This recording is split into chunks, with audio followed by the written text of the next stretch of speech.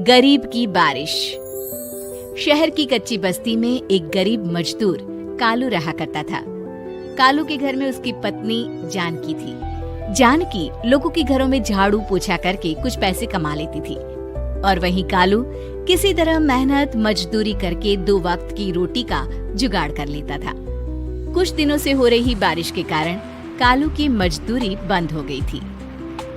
अरे जानकी, इस बार तो बरसात ने हद ही कर दी, रुकने का नाम ही नहीं ले रही। कुछ समझ में नहीं आ रहा, अगर इसी तरह काम पर नहीं गया तो 2 वक्त की रोटी का जुगाड़ कैसे होगा। अरे तुम चिंता क्यों करते हो, बारिश का क्या है, 1 आध दिन में रुक जाएगी और उसके बाद में फिर से काम शुरू हो जाएगा। अरे 3 दिन तो हो गए, बरसात तो रुक ही नहीं रही है और आगे भी रुकने के कोई आसार नहीं दिख रहे। तो क्या हुआ, तुम्हारा काम बंद हुआ है ना? मैं तो अभी भी लोगों के घर झाड़ू पोछा करने जाती ही हूँ। मेरे पगार से कुछ दिन तो निकल ही जाएंगे। अरे घर का खर्चा तो हम किसी तरह चला लेंगे जानकी, लेकिन ये जो छत टपक रही है इसका क्या करेंगे? ये बात तो आपकी सही है। हमारी झोपड़ी अब काफी पुरानी हो चुकी है और इसके छप्पर में भी कई सारे छेद हो गए हैं। रात भर पानी टपकता रहता है। अरे मैं भी इसी बात से बहुत परेशान रहता हूँ। कहीं किसी दिन ज्यादा बारिश आ गई तो हमारी झोपड़ी टूटकर बिखर ना जाए। राम राम राम, ऐसी अशुभ बातें क्यों करते हो? अरे ऐसा कुछ नहीं होने वाला। ये झोपड़ी ही तो हमारा सब कुछ है। अगर यही नहीं रही तो हम जाएंगे कहाँ? ठीक है जानकी, जब तुम्हारी पगार मिल जाएगी तो कुछ पैसे बचाकर झोपड़ी के छप्पर की मरम्मत करवा लेंगे। शायद हमारी परेशानी कुछ कम हो जाए। ठीक है जी, अब ना ज्यादा परेशान मत हो। ये लो, खाना खा लो और सो जाओ। सुबह मुझे भी जल्दी काम पर जाना है। जानकी और कालू अपनी झोपड़ी में सो गए। रात को अचानक से बहुत तेज बारिश शुरू हो गई। धीरे धीरे बारिश का पानी कालू की बस्ती में भरने लगा। पानी भरते भरते झोपड़ी के बाहर तक पहुंच गया था। सुबह के वक्त जब कालू और जानकी सोकर उठे, हे भगवान, ये क्या हो गया? बारिश का पानी तो हमारे घरों तक पहुंच चुका है। अब मैं काम पर कैसे जाऊंगी? रहने दो जानकी, तुम आज काम पर मत जाओ। ऐसे पानी से निकल कर जाओगी और बीमार पड़ गई तो लेने के देने पड़ जाएंगे।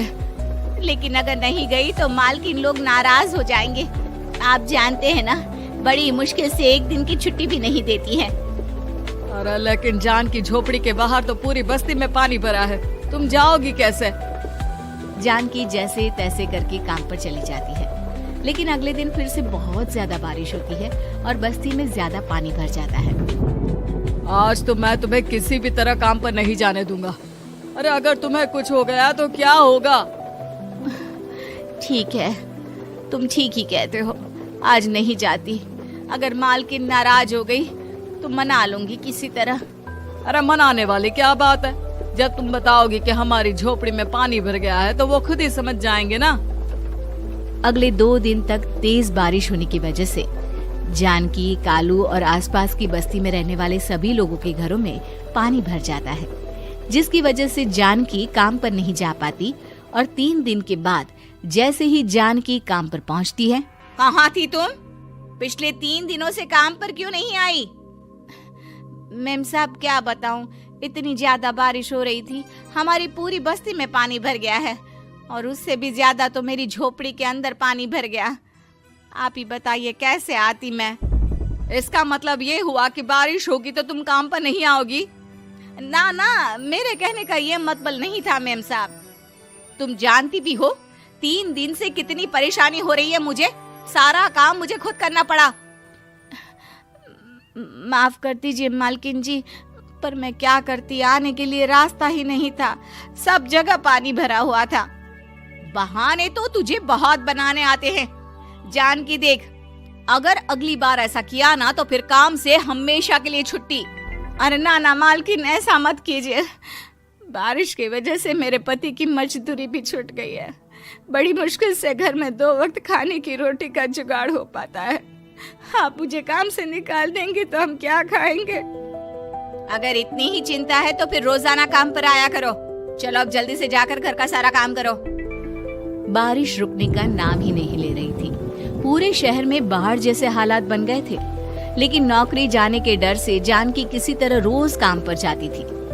एक दिन जब जानकी काम करके अपने घर लौट आई तो अचानक उसकी बस्ती में कुछ लोगों का शोर सुनाई दिया। अरे लगता है बाहर कुछ हुआ है, मैं जाकर देखता हूँ। हाँ हाँ, पता तो कीजिए, ये बस्ती में लोग इतना शोर क्यों कर रहे हैं? बाहर जाकर कालू ने एक आदमी से पूछा। अरे क्या हुआ भाई, इतना शोर क्यों मचा रहा है? अरे क्या बताए भैया, अपनी बस्ती के बाहर एक पुल टूट गया है और वहाँ पर एक कार फंसी है। थोड़ी देर में अगर किसी ने नहीं बचाया ना तो वो कार पानी में बह जाएगी। ये क्या कह रहे हो भैया, कार के अंदर कोई है क्या? हाँ, कोई औरत बैठी है, अकेली है, बहुत रो रही है बेचारी, मदद के लिए बुला रही है। अरे तो हमें जाकर उनकी मदद करनी चाहिए ना। अरे लेकिन इसमें बहुत खतरा है, हमें अपने आप को बचाना चाहिए। पानी कभी भी हमारी बस्ती की तरफ आ सकता है। अरे तुम्हें नहीं चलना तो मत चलो, लेकिन मैं तो जाकर उस औरत की मदद जरूर करूंगा। कालू उस जगह पर पहुंचता है जहां वो औरत कार में फंसी हुई थी। वहां पर पानी का बहाव बहुत तेज था और सारा पानी कालू की बस्ती की तरफ ही आ रहा था। कालू ने एक बड़ी सी रस्सी को पेड़ से बांध दिया और दूसरे सिरे को कार की तरफ फेंक दिया और उस औरत को रस्सी के सहारे बाहर आने के लिए कहा। तभी वहां जानकी भी दौड़ती हुई आई। अरे ये तो मेरी मालकिन है, जिनके यहाँ मैं काम करने जाती हूँ। अरे मैडम जी, आप डरिएगा मत, आपको कुछ नहीं होगा। आपकी गाड़ी को भी मैंने रस्सी से बांध दिया है। थोड़ी देर में पानी का बहाव कम हो जाएगा, फिर हम आपकी कार को भी बाहर निकाल लेंगे। क्या तुम जानकी के पति हो? हाँ हाँ, जानकी मेरी ही पत्नी है, आपके यहाँ काम करती है ना। लेकिन मेम साहब, आप यहाँ पानी में कैसे फंस गई? अब क्या बताऊं, मैं अपनी सहेलियों के साथ पिकनिक पर गई थी, वहीं से लौट रही थी।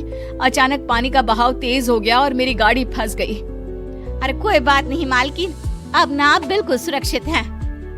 मैं तो बहुत बुरी तरह डर गई थी, कब से मदद के लिए चिल्ला रही थी, लेकिन कोई मेरी मदद के लिए नहीं आया। भला हो तुम्हारा पति का जिसने मेरी जान बचा ली। लेकिन जानकी, मैंने तुम्हारे साथ बहुत गलत व्यवहार किया। इतने खराब मौसम और बाढ़ में भी तुम्हें काम पर आने के लिए कहा, नौकरी से निकालने की धमकी भी दी, और तुमने मेरी जान बचाई। मुझे माफ कर दो। अरे कोई बात नहीं मालकिन, आपकी जान बचाना तो हमारा धर्म था।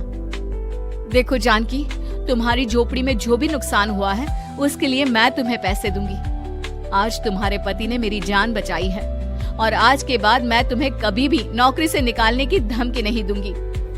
आज मैं तुम्हारी परेशानी को अच्छी तरह समझ चुकी हूँ। हम जैसे पैसे वाले लोगों के लिए अपने घर में बैठकर बारिश का मजा लेना बहुत आसान है, लेकिन तुम गरीब लोगों के लिए बाढ़ और बारिश काफी परेशानी खड़ी कर देते हैं। ये बात मुझे आज अच्छी तरह समझ आ गई है। आपका बहुत बहुत धन्यवाद मालकिन।